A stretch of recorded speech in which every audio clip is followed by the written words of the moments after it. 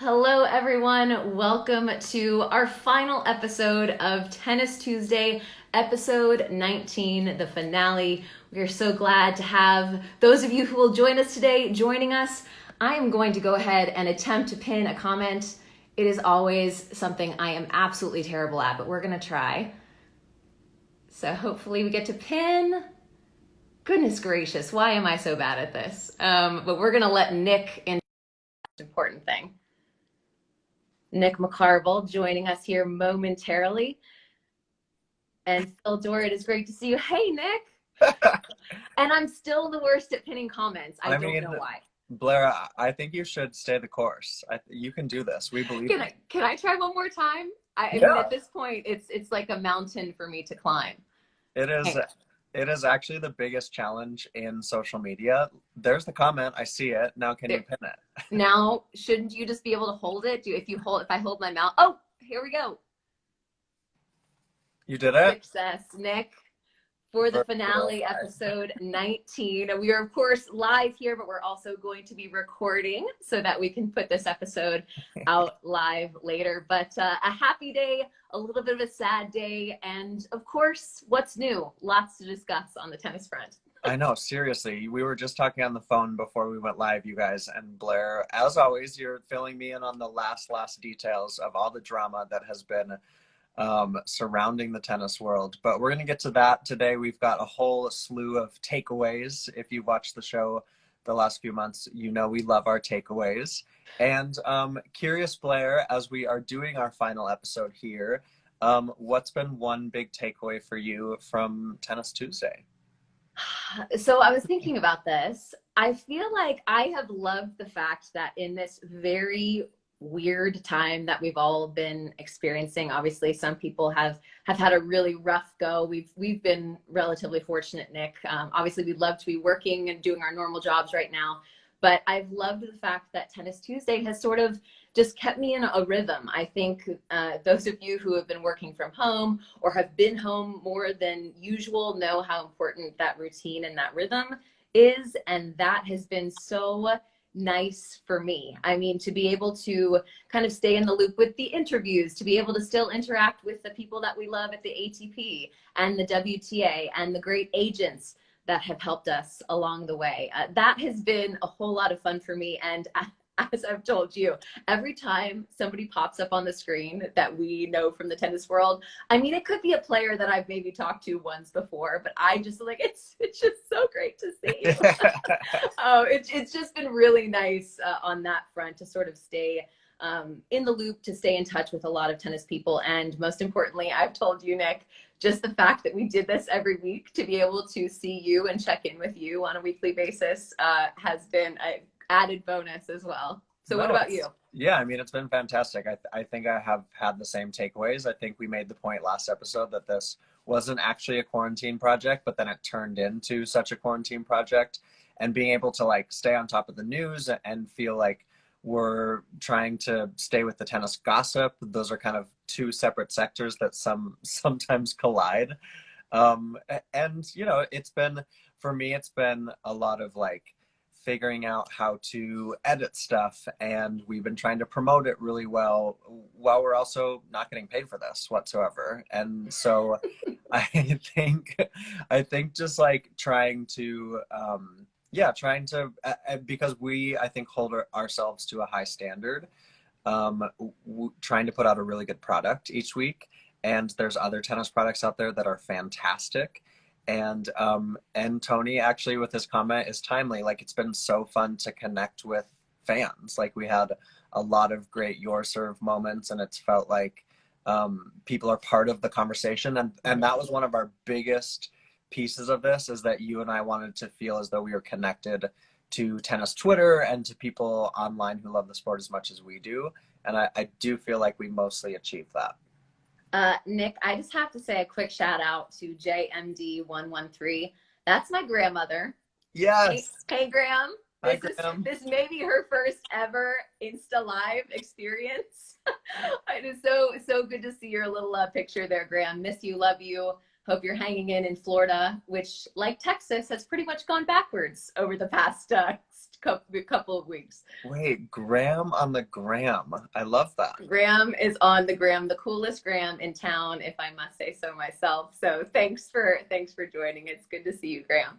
Oh, I love that. Okay, so you guys, here's how we're doing things. It's our final episode. We know that, there's a few of you watching right now. We appreciate it. And I think we'll have people pop in and out through the whole episode.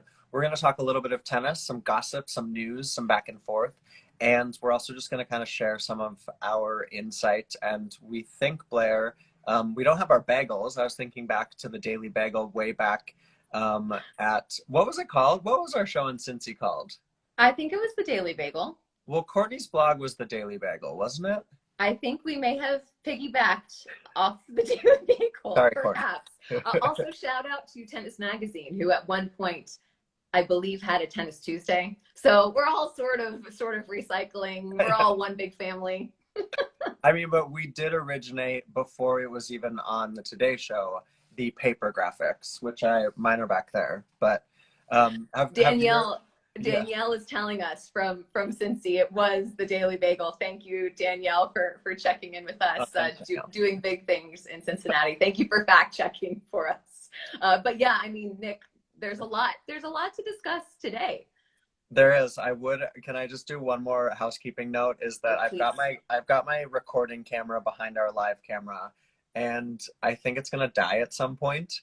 So I might have to plug that in. So I might just disappear for a little bit, if that's okay. That would give us a better view at what's behind you. We've gotten multiple views of the McCarville family home over the past probably 4 months, I guess. From the beginning of March, we've been able to see different rooms where Nick grew up, and the idyllic Helena, Montana. I mean, it's just beautiful, and I have decided that at some point I need to go there. You need to come to here for sure. Okay, let's get into episode 19 of Tennis Tuesday. It's time for takeaway time, guys. And Blair, I have to say, the Credit One Invitational this past week in Charleston, they had some rain challenges. Charleston's had quite the weather challenge over the last few years, Bob and Eleanor. But from everything I heard from the players, from what we saw on Tennis Channel, we had a good colleague there that was a good friend and a colleague that was working there on the video production team, is this event was not necessarily seamless, but I think it really gave us one of the first glimpses of how a days-long big production can go without fans in tennis. And I loved the team aspect. Bethany Maddox-Sands and Madison Keys being the captains, team peace, team kindness. I just thought it was, this is a challenging time. We've talked a lot about that with the US Open and what they're going to try to do for a Grand Slam. But I think that it was a fantastic event overall. And you had some specific call outs that you wanted to make, I think, from this event itself. Right? Yes. To preface this, these call outs are not consequential whatsoever. Nick, you covered the important stuff, which is that Bob and Eleanor did an incredible job of putting on an event that was fun to watch, well organized, had team peace and team kindness, the feel good aspect that we love. Grayline Media, who you mentioned, our friend Leslie, did an incredible job for Tennis Channel. So lots of great video content coming out of that event as well. But 2 quick notes. Number 1, I just want to say that when we first heard, or it was confirmed, that the US Open was going to happen without fans, I had this vision of the players that we know on the men's and women's tour who are, what's the word I want to use to describe it? Vigorous come-oners. We'll say vigorous, zealous. I don't know what you want to go with, but the players that we're sort of thinking of. I was envisioning Danielle Collins. She was perhaps on my list. There are players, though, I will say, on the men's side as well, who are just as vigorous with their come-ons. But I was imagining what that was going to be like when there are no fans in the stands, and I was also envisioning sort of being on the opponent's side and perhaps thinking that was unnecessary. And I could sort of see the the fiery arrows coming out, the darts coming out of the opponent's eyeballs when the opponent on the other side is screaming, come on, to no one whatsoever in the stands. And we actually got to see that in practice in Charleston, courtesy of Danielle Collins. There were a couple of points. The one I think most of you may have seen was the one, I believe it was match point against Victoria Azarenka. Azarenka pushes a short ball long. Collins yells, come on, turns, she didn't do it in Azarenka's face, but yells, come on, turns to the stands. I mean, and it was loud, goes up, shakes hands. And you guys all know, if you've heard me talk about this before, as a former college tennis player, she brings sort of the college tennis aspect to the pro tennis court. I love it. I'm all for it. Would I want to be on the other side of the net? Absolutely not. It would irritate the heck out of me, but I absolutely love sort of watching that. And one thing I do think is that the interpersonal dynamics between players are going to be highlighted when there are no fans, because you can hear what the player is saying. The other players can hear what the other player is saying on the other side of the net. You know, you can hear the exchanges with the umpire better. So I think that we're going to see a little bit more of those interpersonal dynamics at play at the matches that we'll see at the USTA Billie Jean King National Tennis Center. Well, that was one thing that, and I know we want to talk a little bit more about Charleston, but that was one thing that Andy Murray, I think, was really outspoken about in the Battle of the Brits, which we can get to next, is the interpersonality. And I'm just going to be fascinated the more we see tennis without fans. You're talking about the vigorous come-oners, but also the cavernous stadiums. I mean, is Arthur Ashe Stadium still the main court at the US Open, or would you rather play on court 11 where it feels like a tennis court that we all know and love, right, versus a, you feel like you're ants out there hitting a tennis ball inside Ashe? I think we've both played in those big stadiums, definitely with no fans around us. I hit an Ashe last year for a video. I've done Armstrong before. You feel like you're on a ping pong table. I mean, for us amateurs. So how does that feel for the players themselves? But one player I think you really wanted to call out as far as their on-court success in Charleston, right? Yes, Jenn Brady is a player I think we all need to keep a very close eye on. She went 4-0, won 2 doubles matches, 2 singles matches against, I believe, Azarenka and Sloane Stephens, who I think we can all admit they haven't been playing maybe their best tennis, those two. But Brady was a player I first saw maybe 2 or 3 years ago at Indian Wells, and her athleticism, and one thing in particular, her balance. She is incredibly balanced on the court and is not thrown off by what the top players are able to throw at her. And I think we are going to be seeing a whole lot more of Jenn Brady in, hopefully the months to come will include tennis. But when we get back to the court, I think she is going to be a factor. She had, just a reminder, this year, I think, wins over Muguruza, Barty, Sharapova. There were a couple of more over really, really tough players. So again, big things I expect from Jenn Brady. We say this about a lot of players because there's plenty of them out there, but one of the nicest humans you will ever meet. I mean, I was in Brisbane for her walk-on against Sharapova, and I was doing the social media, so I had the little camera on her as they walked on court, and she's like, "Hey, Nick, how are you?" And I was like, Jen, like, you're about to play Maria Sharapova. Like, don't, I'm just a person holding a camera. But she just, like, that's kind of her. So great. And I think that that's going to really help her in trying to get to that next level. And I think she's still with, I was just looking at this, Michael Gesserer, who was formerly with Julia Gerges. I think that's right. So that's someone that, you look at someone like Brady, who maybe didn't necessarily have that stamp on her years ago. She played a little bit of college tennis herself, Blair. I think that she could be a big factor in the next couple of years. I'm buying that stock for sure. Good. Glad to know. Although I feel like maybe perhaps if we're buying stock, we shouldn't have gone public with that that tidbit. But I don't think we're the only ones who think this, Nick. No. All right. So with Jenn Brady, Danielle Collins, and the great job done in Charleston, that brings us to another event that just wrapped up, the Battle of the Brits. Jamie Murray did an amazing job. Another really well-run event, and one of our first Tennis Tuesday guests. Yes, absolutely. Thank you, Jamie, for all you've done. In particular, having a COVID-19 test on camera. Thanks for showing us also what that looks like. Wow, I'm still recovering from his test. I haven't been tested. I'm recovering from Jamie's test. It's graphic. I think I would rather have it done to me than watch it done to someone else. But again, He did a fantastic job. And my takeaway from this is we need more Andy Murray in our lives. It was great to see him back out on a tennis court. I believe it had been like 7 months, and I think it was Competitively, encouraging. yeah. Yeah, I think it was an encouraging few matches for him. So he beat James Ward first match, ended up with 2 losses against Dan Evans and Kyle Edmund, but really competitive matches. And I think what everybody saw, the commentators were mentioning this as well, is he seemed to get more comfortable. I think when you have somebody who has had injury struggles, you watch for sort of the level to decline over the course of play. But when you can sort of work your way into it and things are starting to feel more comfortable, I think that is really a good sign for the future of Andy Murray's tennis. If I may take so hot a take on that one. But yeah, it was a lot of fun. I love the way you phrase that. Please, more Andy Murray. And no matter if it's playing mixed doubles and doubles last year at Wimbledon, it's Wimbledon week that we've been celebrating. We're going to talk about that. His outspokenness when it comes to women rights and equal rights in sports. He's just been such a terrific sporting person in our sport. And to see him still be able to play at that high level, I think most of the British journals would tell you that they are doing everything they can on his team to get him fit and healthy and back. And he said that he really wants to go for those big titles once again. He showed us last fall, I think that title's in Vienna, being able to win that tournament. That was massive for him. I also think if we're talking about buying stock with Jenn Brady, Dan Evans is another player who's just kind of been floating. And I know you love a classic slice backhand, Blair. I think he does it maybe one of the best in the game.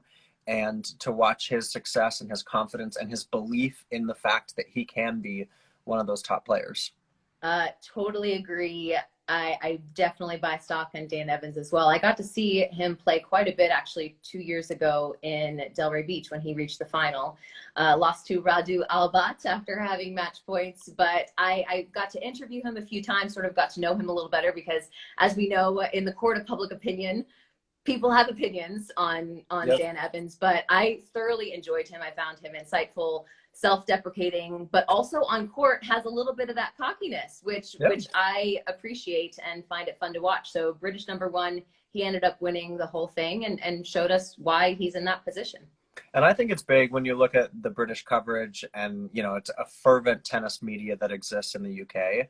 For Dan Evans to go into that event as the #1 seed, to beat Andy Murray, to kind of take all of that pressure. This is a big standout event in the UK. I think that's really big for his confidence too. So I from what I'm understanding, I think you've maybe had better luck with him in the interview department, Blair. I haven't been able to get him to say more than 2 sentences, but his tennis speaks for itself. And also, can we before we move on, quick shout out to Kyle Edmund, who reportedly put on 4 kilos of muscle, which is like 8.5 pounds of muscle. Dang. Which is pretty big for Kyle, who, you know, is one of the more slender players on tour. So beefed up a little bit in quarantine. So interested to see how. What was that? Hitting the weight room, Kyle Edmund. I mean, right? If only. I'm so jealous of these guys who are like, put on 8 pounds of muscle.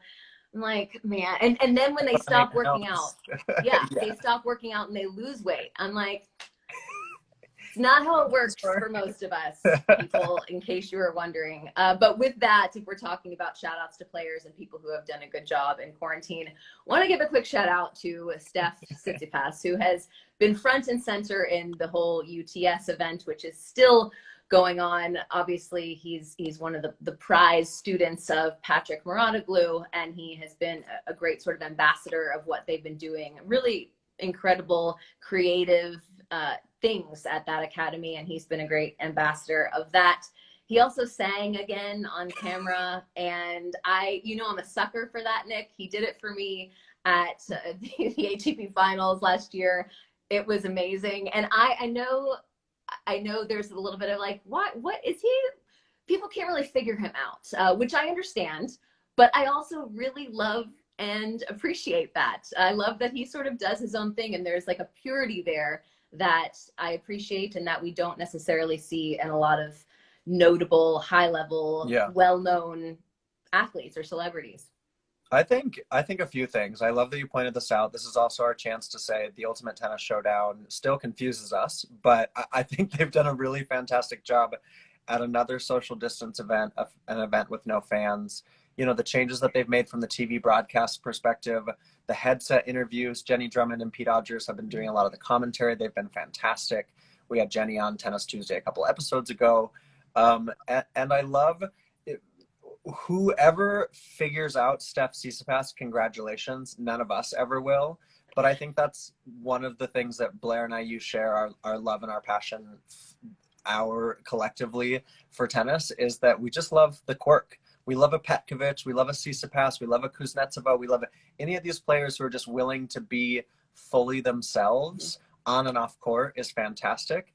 And I do want to know from you why you feel like that's so important, because you have always really stressed that in you and I when we talk about Tennis Tuesday interviews or what have you. Why do you feel like it's so important that you want to see these players be different and be authentically different? That's a good, deep question, Nick. Thanks for that. No, I mean, I think it's just refreshing. And I understand the other side as well. I understand that the media spotlight is harsh. I understand that some players, some athletes, some famous people have been burned by the press and therefore are buttoned up and don't share.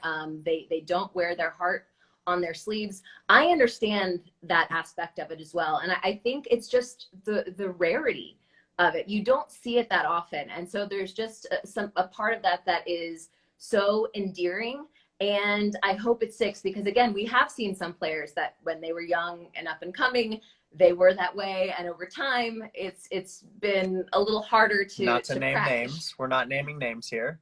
No names, but yeah, I mean, you've seen it, I've seen it, and I think it's special when you see it, and I hope that I certainly want him to be held accountable. I'm sure he's going to make mistakes just like everybody else will, and people need to be held accountable in that way. But I hope he keeps that just sort of endearing, this is how I am, and I don't really care what you think aspect. I'm 1,000,000% for it, for sure. If we go from UTS, from Steph Tsitsipas, and go to a little bit of the polarization that we've seen in tennis over these different events, these exhibitions, Blair, that the Adria Tour was the hot button topic for a couple weeks. You know, we recorded a special couple iterations of Tennis Tuesday last week because of the positive COVID-19 tests that have come out. We're going to talk in a minute about Alexander Zverev and what has gone down there. But Blair, I think that we're seeing the parity between not having fans in the stands and having them there, the risk that you take on. The one thing I think we need to call out is that World Team Tennis is still planning to have fans in their stands in West Virginia just next week. They start July 12th. There's an event this coming weekend that features many of the top U.S. men in Atlanta. They're also going to have fans. And this is a time when, for us in the U.S., you know, you're very on top of it, obviously, in Texas, because it's been such a big deal there, is that how do we safely continue to have professional tennis? And there's no right answer, but I do fear for these fan-forward events with ticketed fans in the stands that we are going to live in regret, and that we're also putting the players at further risk for the tour events, for the slams that are trying to happen later this year. The fan aspect is a game changer, without a doubt. It adds a degree of difficulty to the level of control that you can have, and that is something that these organizers are, as of right now, willing to take on. And I hope that we'll be able to say after this weekend in Atlanta, success story. I hope we're able to say after World Team Tennis, yay, that went great. But you're definitely taking on a level of risk, and as a risk averse person myself, it scares me to death. Yeah, I mean, and you know, we kind of went through the ringer with Adria Tour, and you and I trying to think of like the exact right thing to say and all of that. There's no right or wrong answer in the sense of how we view it. I think there are right and wrong answers as to how these events go about it. But it will be interesting to see, I think, over the next few months, how tennis does process all of this and then try to fix itself or figure it out as it goes. It's like we're throwing spaghetti to the wall and seeing if it's ready to eat. It feels rather haphazard to me. Do you eat your spaghetti sticky, Nick? I Al actually had a dente I or actually had a overcooked? babysitter who would literally throw the spaghetti on the walls. And that's how she knew it was ready. Yeah. Great to know. Montanans. Trailblazing. That's fantastic. Thank you for that quick aside. You're welcome. Okay, I so yeah. From spaghetti throwing, should we go to Mr. Zverev? Why not? Why wouldn't we? And I actually do think it's a logical segue, because what you're talking about with fans in the stands and sort of the mentality and how people are viewing things going into sort of the main event, which is the Cincy US Open bubble, is potentially shifted by the things that happen now, which is what makes those events with fans Right. even riskier. And we saw that with the Adria Tour. And to sum up the Zverev kerfuffle in a nutshell, an anonymous follower of Ben Rothenberg sent him a video of Sasha Zverev partying at a club in Monte Carlo. This was 6 days after he released a statement post Adria Tour saying that he was self-isolating. He did not use the term, he did not say 14 days in that statement, but anybody who's been following sort of the protocol here, we all know it's a 2-week self-isolation thing. And we saw how important that was when we heard that Goran Ivanisevic, the tournament director in Zadar, took 2 negative tests and then tested positive. So we saw the value in making sure you self-isolate, because even if you don't test positive to begin with, you may eventually get that positive test. So Zverev is out and about with tons of people. And granted, I didn't study the video, but no masks that I saw didn't see any. in sight. Yeah, so unfortunate, because of course this caused another round of uproar and raised the question, are we going to be able to make sure players stay in a hotel for potentially 3+ weeks if they're playing Cincy and the US Open? How do you regulate that? The answer is, I mean, contracts. Do you have them sign a contract? I really don't know. I jokingly suggested resident assistants. I'm obsessed with that. I was an RA in college. No surprise. Were you? Yeah. I apparently know many RAs had no idea until I tweeted that. I suggested Yoshihito Nishioka because he seems very, very responsible. He's posted mask wearing videos, which we love. I mean, that's a big question. How are you going to regulate? And so when you see that sort of thing, you're like, well, how is this going to work in a setting where all of these players are together in one place? Nick, I'll give you a chance to respond to that, and then we can sort of get to the second Act 2 and Act 3 of the Zverev incident. The saga kerfuffle. I love that. Scott Bregman saying least surprising Nick info reveal. Yes, I was an RA. Only for 1 year though. I more come off as like a like forever RA, like sophomore, junior, senior year. I only did it 1 year, and then I was off campus. All right. No, I think I love the RA idea actually, and I love the idea of a contract of some sort. There's going to have to be accountability, and I misspoke a little bit last week after we spoke with Riley Opelka. And basically, his thought is it's going to be really, really dang hard for us to just go to site and just go to the hotel. Like, are you asking us to be robots? And so there has to be some sort of middle ground, but there also has to be, how do you keep the players accountable? How do you what's the incentive for making sure that they stay safe? I mean, obviously you want everyone to be healthy, but there's going to be slip ups. We already know. And, Zverev was just that kind of window into it.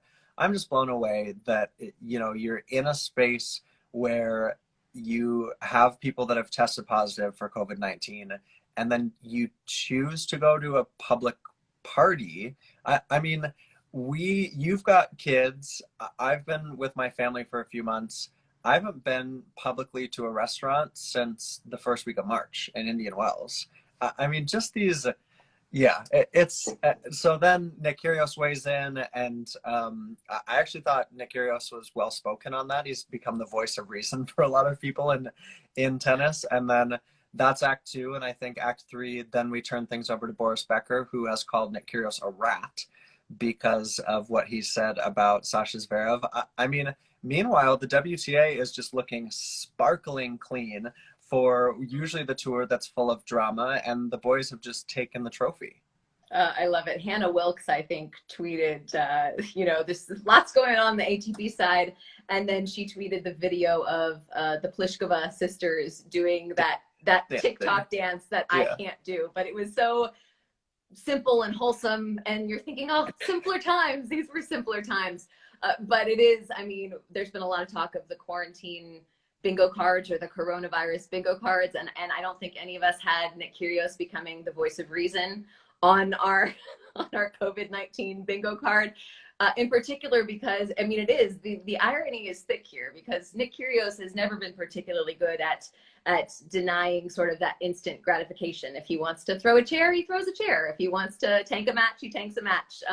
And if you know me, I mean, I appreciate Nick. I love what he's done with his charity. I don't love when he attacks people personally, but overall, I find him very entertaining. But the fact that he is the one to call out Sasha Zverev, just, I hate to say it makes me chuckle, but it does a little bit because it sums this whole thing up. And then to have Boris Becker hop in the mix and call Kyrgios out for calling Zverev out publicly, but he is also calling Kyrgios out publicly. So it is, nothing makes sense, Nick. Nothing makes sense. And then, I mean, you have to, I appreciate Nick, I think, for all the reasons you do. You just have to appreciate then he called Boris a donut. Not sure like where that comes from. It is, yeah, I don't think we necessarily can condone said name calling, but it's somewhat, we have to be real people here. It's pretty funny. And Elena's also bringing up the fact that Boris Becker tagged Farfetch, which is a like boutique clothing company on Twitter. Yes. And all of this.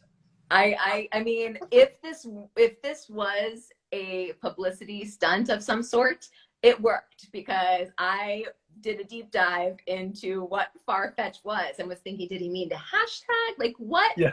What was happening here? There are many questions that will be left unanswered. I guess on one hand, you sort of appreciate Boris, who's the head of German men's tennis, trying to come to the rescue, sort of his player, Sasha Zverev. But it just, as he said to Kyrgios, it's probably not the way to do it. That was probably not the best way to go about this whole thing. But again, I mean, you're thinking, okay, well, what's next? What could be next? Yeah. We don't know. Honestly, we have no idea, you guys. And as I've said too many times on Tennis Tuesday, watch this space. It's not over. No. I feel like every time I wake up, I kind of like crack open one eye, open Twitter. I'm like, what happened today? What meme is going to come? You know what I've thought of many times over the past 2 weeks is the Jim Halpert meme. I don't know if you're an Office fan. Yeah. But where he's just kind of staring. blank stare because you're just like, what is there to say? But hey, listen, it has kept us entertained if that's what we want to say. It certainly hasn't been boring. Let's go ahead and say that. No, and I think we can kind of transition out of the controversy and into something that was controversial just a week ago. And Blair, this is a good news story in the sense of Dylan Alcott using his voice as the preeminent wheelchair tennis player in the world, calling out the USTA, saying that the US Open didn't even consult them in not having the wheelchair event as part of the US Open. And the good news in the last few days is that the USTA and ITF have worked that out. There will be wheelchair tennis at the US Open. I'm getting chills just saying that. And I think the biggest, there's a lot of different takeaways here. And you and I have talked a lot about this offline and the intricacies of it and the rights of para-athletes, of disabled athletes, of athletes in wheelchairs. And I think that the fact that we watched Dylan Alcott use his voice the way that he did and involve some of the other big voices within tennis, Andy Murray, Roger Federer, I believe Novak Djokovic was also outspoken about this. I just thought that was fantastic. And I think that you and I are so pleased having both been a part of wheelchair tennis in different ways as reporters and MCs. It's fantastic that these athletes will get the opportunity if they so choose. We did hear from some wheelchair athletes that didn't necessarily feel that passionate about being or not being a part of the US Open, that they will be invited at least to go and play the US Open. Yeah, I think it was a good realization to know that it was 20 extra athletes. Only 20. They compete mostly within that second week when obviously there are fewer singles and doubles able-bodied players there. I am excited, and I'm also thinking that perhaps with fewer tennis players on site, that wheelchair tennis may get a little more play, a little more broadcast, a little more attention, which they absolutely deserve. It's something that, I mean, we've talked about this before. We've both had the privilege of working those events, of doing the post-match interviews for those athletes, and it's pretty darn amazing. And I don't really want to let this pass. I thought it was horrendous the way that Peter Polansky put out the tweet that he did, almost mocking Dylan Alcott. I know Peter Polansky somewhat from being on tour, and I'm sure that he's a great guy in a lot of ways. But I just thought that was a really classless move. So we will move on. We're not going to give too much breath to that. I'm happy if you want to respond to that. I didn't really want to let that pass because what Dylan did was so poignant. And you and I even admitted last week that we were slow to come around on that. We're learning a lot about ourselves and self-reflecting and how do we be voice for people that need the support, that don't have the privilege that a lot of us do. And so I just, yeah. Thank you for mentioning that. Yeah, I'm just so excited for the wheelchair athletes. It's awesome. Absolutely. And my reaction to that was jaw on the ground. Thank you for putting it more eloquently than I did when I saw that tweet, which was like, is he serious?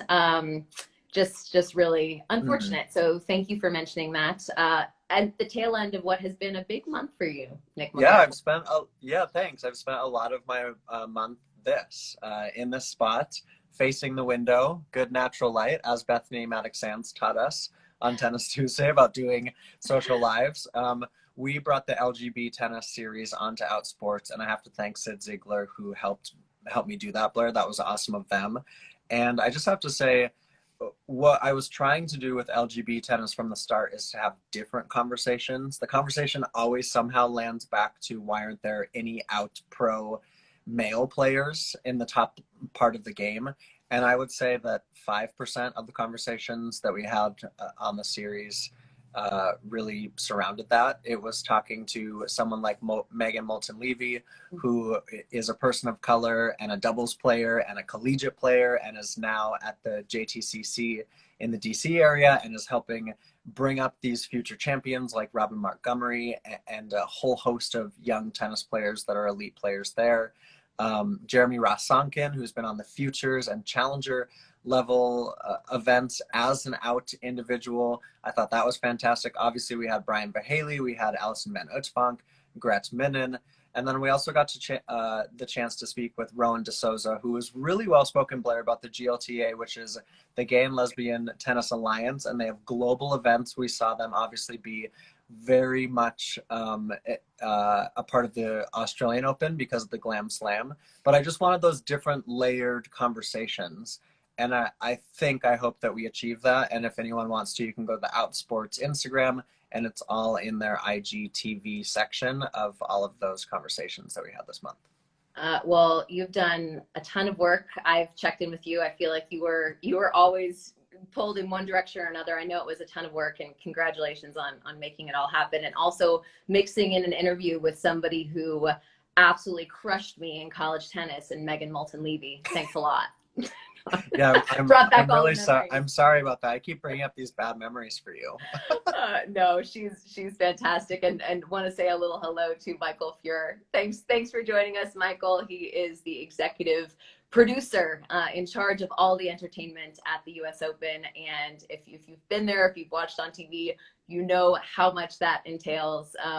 A legend and someone to give me a chance when I literally had nothing on my resume. Thank you, Michael Fuhr. Appreciate it. Okay, so done waxing poetic about LGB tennis, and Blair, I think the tennis world has kind of been fun to watch people come together in the last couple of days to talk about Wimbledon, because it was meant to be the first day of Wimbledon.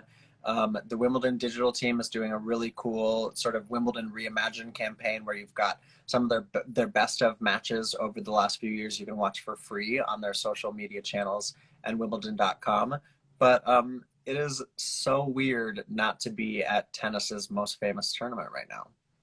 Do you have, Nick, a favorite a favorite Wimbledon memory or interview or moment that comes to mind when you think back? I mean, you've covered it how many times now? How many Wimbledons? Yeah, I've done 7 Wimbledons. I think one of my favorite ones is it was the first. I went there as a fan in 2009 and I queued. I was very hopeful for center court or number 1 court, and I was like 100 people off. So I ended up with number 2 court, which was cool. It was the first year that they had that in 2009. I mean, I've had the opportunity to do countless really fantastic interviews at Wimbledon. I think my favorite series was in 2018. We did the croquet competition. Yes. And it was amazing to watch the players like come through all of their interviews, and then like there's me with like a croquet hat on and a mallet and being like, hey, want to play some croquet? And it was either the like, sure, like let's get this over with, or like, yeah, like let's go, let's do this. So that was very, very fun, and obviously really sad to miss my Wimbledon channel team. We've been all WhatsApping today. The director put up a message on WhatsApp saying, great first day, everybody. Shame about the rain, but we'll get through it. And it was just kind of funny because like that's stuff that you just like, you take for granted. So obviously, and then I thought it was so cool that they got the Duchess of Cambridge to do that video, that it's worth the wait, and that we'll be back at Wimbledon in only 349 days. I think what we've learned, and I think what you've seen too, Nick, at producing some of these pieces that have come out and that are going to come out, is that when Wimbledon calls, people answer. Which would be really nice if that were the case for, me on a regular basis. If I were to be like, hey, I'd like to do an interview tomorrow. Can we do a feature, half an hour? And to have people to say yes, where do I need to be, what time? But rightly so, they do such an absolutely incredible job of putting out content that is meaningful, creative, fun, aesthetically pleasing. It checks every single box. That team does just an unbelievable job. Incredible.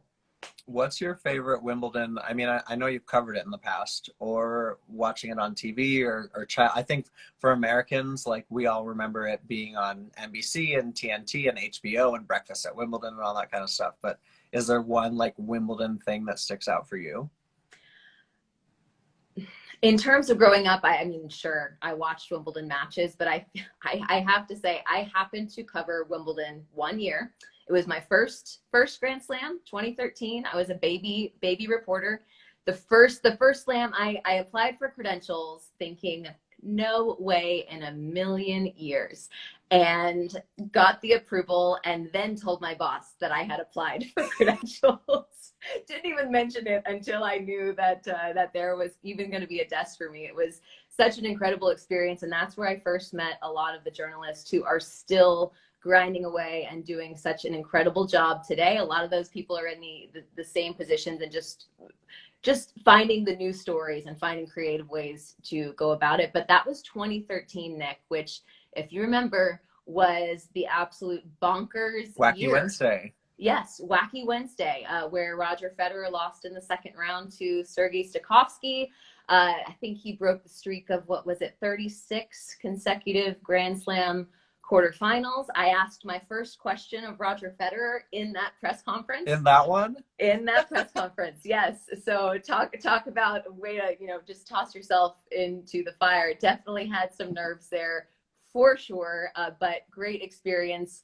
The pre-tournament press conferences were spicy at that event as well. There was a lot going on at the 2013 Wimbledon, more than we even knew at the time, I think. But with all of the withdrawals and the upsets, it was incredible. It was a great way for me to get my feet wet. I'm trying to think. These comments also are embarrassing. Let's move on. I'm trying to think of, is that where we first met? Because I definitely remember you being there, but I'm trying to think of where we had our very first interaction whatsoever. Do you remember? I'm distracted by the comments, Nick. Gazing on your facade. No, that's a great question, actually. I don't know. I don't I know will tell either. you the, go ahead. I was just gonna say, I definitely remember when you did the religion piece for Tennis Now. And Yes. was there something controversial with that? I can't remember. Or maybe I just remember you basically doing this piece on religion and me being like, oh, this is different. This is cool. This is like Del Poe had some really cool quotes about Yeah. he's really Catholic, I think. Hmm. Um, but I can't remember if that was, yeah, I don't know. Thanks for remembering that, Nick. That was I wrote that piece I think a little bit later on because I remember collecting some of the quotes during US Open Media Day, which let me tell you, nothing like asking Simona Halep about her her religious background in a packed press room pre-tournament. But it's that, again, we could go on and on about that, how that's one of the things that it's not comfortable to be the person to sort of ask the offbeat question, and it could go either way. You could have a player scoff at you and give you a no answer, or you could have a player show a whole different side of themselves, but Yeah, it's scary to take the risk. and I think, I think for us, we've tried to find that balance of the offbeat question with some sort of education or some sort of, like you get to know different players and agents and publicists and try to build those relationships. Um, I know that I've definitely had some strikeouts in press conferences of trying to ask certain questions. So I think it's a dance, and that's why I asked you earlier about why you always want to try to highlight the players' personalities and what makes them tick versus kind of the everyday player, because I think that's really important. And I think that's kind of where we connect on Tennis Tuesday, is trying to bring out that other side of tennis that is beyond the scoreline, and a lot of times I think beyond the criticism. I think you and I both get criticized sometimes for being too positive, or maybe for softballing or trying to give people the benefit of the doubt. But I think that's just where we come from in the purity of heart and trying to drive those conversations from a very authentic place. Thank you for summing that up very, very well, because it is true. I it's not like I am asking those questions because I want to give somebody a break. I really do. We all have our areas where we aren't maybe as great as we would like. And for that reason, I don't want to be the one nitpicking someone else. And certainly as journalists, which sometimes we're in the journalist role, sometimes we're more in that host role, you do have a responsibility to hold people accountable and to ask the difficult questions. I do think that can be done in a way that is not demeaning or accusatory. And I think that's the fine line that I really try not to cross, because we have no idea what's going on behind closed doors. There's always a bigger story than what we are aware of. And that is something that I really try to keep in mind. And that I think too is, if we talk a little bit of the method behind the madness, is that when we choose to have said thoughts about Novak Djokovic or Sasha Zverev, or today I said that piece on Peter Polansky, or in the past it's been anyone, that is done with a lot of thought and careful consideration for even speaking out in that way in general. I didn't mean to get us into this big aside on sort of how we operate as journalists, but I think it's at least important to say. I also would like to thank Michael Fewer for pointing out, that's quite the comment, Michael. Yeah, listen, the events have been awesome. Huge thanks to Michael Fewer, who really helped push the initiative for Pride that we did last year at the US Open, which I still can't believe we did, which was really cool. And I think there's so many other issues. You look at Black Lives Matter and the way that the people of color on the tennis tour, the players of color, have been able to speak out and use their voices importantly in this moment. I think that's really great. And it's not just a pride issue. All of these issues intersect, and we've got to make sure that we're lifting up the people that don't have voices that they should have been given in the past. Thanks, Nick. I feel like every time you stop talking, I'm like, yes, preach. No, but it's a tough balance. It's something that we do the best that we can. Are we always going to be perfect at it? No, but my goal is always to maybe try to uncover something that maybe fans didn't know about a player. And that's not by making the player uncomfortable, although I'm sure I've done some very strange things with tennis players, including possibly the weirdest one if we're thinking back, was having Feliciano Lopez, teaching Feliciano Lopez how to lasso. Yeah. And I had a printout of a bullhead that I put over my face and had him use me as his target. That was one of the weirder ones. There are some others down the list having choices players, were made, Blair. Choices were made. Choices were made. But again, I think number one, you want the players to know that they are respected. They're not the butt of any joke. And usually, as long as that part is clear, they're pretty game, and they're pretty great, and they're pretty willing to show you that other side that you may not get to see all the time. I mean, way back in our Tennis Tuesday archives is my story about the hug from Maria Sharapova at the Australian Open. Did I tell the Garbiñe Muguruza Wimbledon story? Have I told you that before? I don't think so. Even if you have, you need to now tell it again. So at Wimbledon, I don't think they had this in 2013. Now you can put the earphones on and you can stay after English press and you can listen to or that's at the French Open. So at Wimbledon, they don't have the interpreter. So at French Open, you can listen to an interpreter, but so Garbiñe is, I think it was the year that she won. No, it's the year that she made the final against Serena. And, oh man. And I have stayed after English press because I want to listen in to the Spanish press. And then I somehow, with literally like 2 years of Spanish schooling, decide that I have enough Spanish to ask her a question, raise my hand, ask a question that doesn't make any sense because she's looking at me like I'm crazy. And all the Spanish journalists turn around and are like, huh? What is the crazy American doing? So I ask her again, it still doesn't make sense. Something about like what she believes the strength of being number one in the world means to her. I don't even know. I think it was about trying to understand how she loves to play the best players in the world and how she gets up for those big matches. And she literally goes to me, you can just ask me in English. And I just like totally died. And Chris Clary says to me as we're leaving the press conference room, he goes, that was brave. Which I think he actually meant, you're an idiot for trying to do that. You know what? Okay, maybe I can't speak for Chris Clary, but I will say that in general, sometimes there is a reward for putting yourself in a bit of an uncomfortable situation. And who knows, down the road with Garbiñe, maybe she remembers that and thinks, oh, he tried.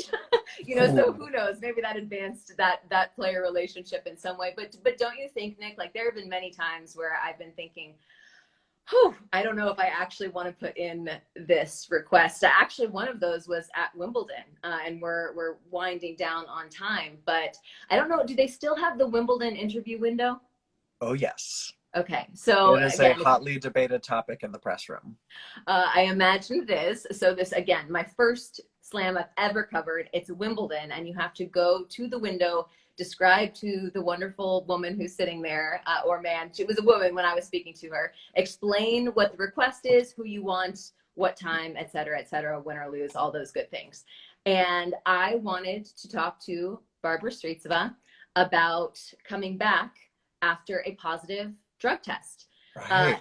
That was a topic that I was really interested in learning more about, and the way the whole tennis anti-doping program has evolved over the past 8 years, I think has been a positive thing. Maybe not where we would all want it to be, but it's definitely evolved in a positive sense. But I was curious about what that process was like. I explained that to the woman at the window. She burst out laughing at me. It was like, and to which I'm like, I'm just going to give it a go, because the worst they can say is no. And that's something that I have, again, as long as you have a respect for the player going in. And of course, I was going to approach that topic in a respectful way.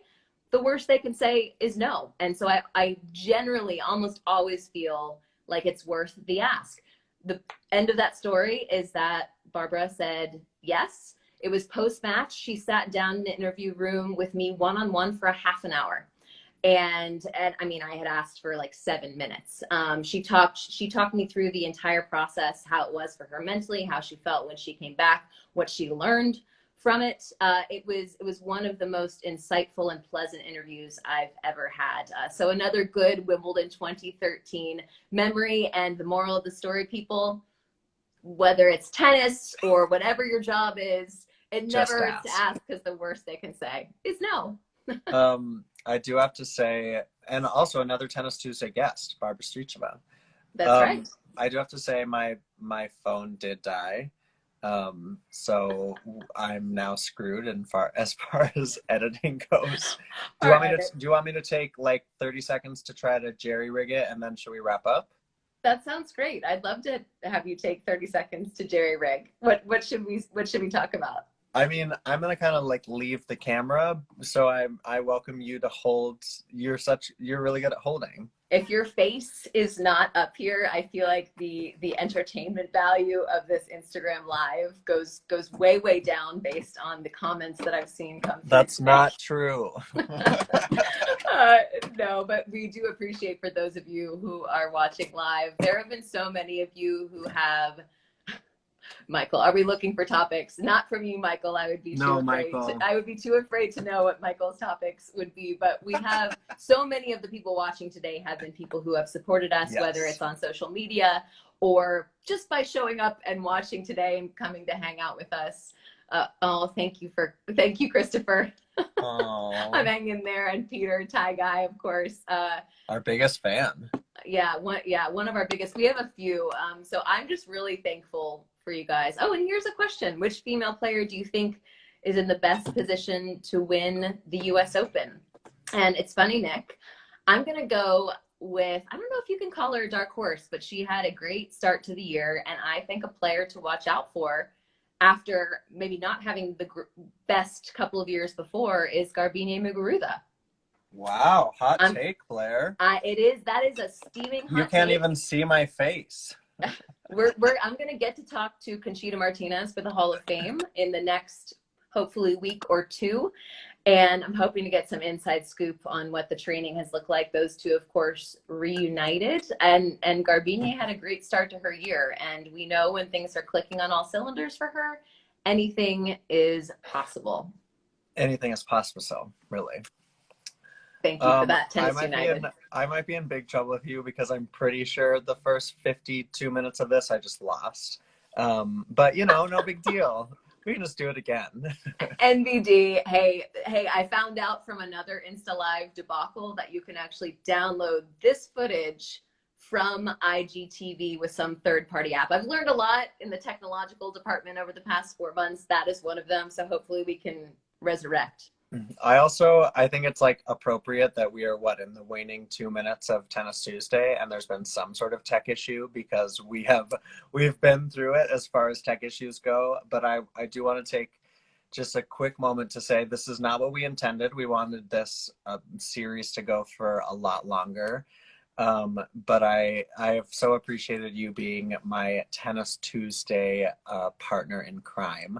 And I'm really excited for what lies ahead in the future for both of us. And I also am excited that we've got a little rap video to share with everyone. And we're going to put that out on social media that our friend Drew Carlisle did for us.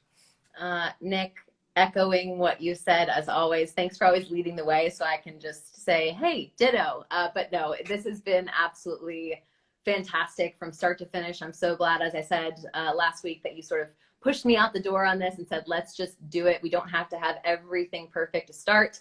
That's one of my biggest struggles. And you really encouraged me in that. And the result has been something that I will always look back on fondly. And it's ending in the best possible way. It's not ending because one of us was like, oh, I can't do that anymore. It's ending because you have something great coming up, and hopefully I do too. Who knows? We're not quite out sure. Do we have something to cheers? I have my Wimbledon water bottle. I brought my Fed cup. Cheers, Nick. I'm using all of my glassware from tournaments, because that's the way that I stay close to the action, because we're certainly not at the moment. But no, this has been great. 55 seconds left. Any last notes? I mean, I think I'm in the 50s now, 45 seconds left, is saying that Tennis Tuesday might make a comeback, you guys. You never know. Don't call it a comeback until you see it. And so, no, it's been a great joy. Thanks to everyone for your support. I think Betty and Tony, there's just so many of these familiar names that we've seen doing the show for the past 4 months since early February. And yeah, Blair, I'm sure I'll see you around the web. I don't know. Are we still going to talk? I sure hope so. Can we have a standing Tuesday afternoon phone date? I'm in. Yes. I'm in. Sign me up, Nick. No, it's been great. Thank you all for joining us for 19 magical episodes of Tennis Tuesday, and keep an eye out on our social channels for that great sizzle reel that Nick was talking about. We'll see you soon. Bye, guys. Bye, Blair.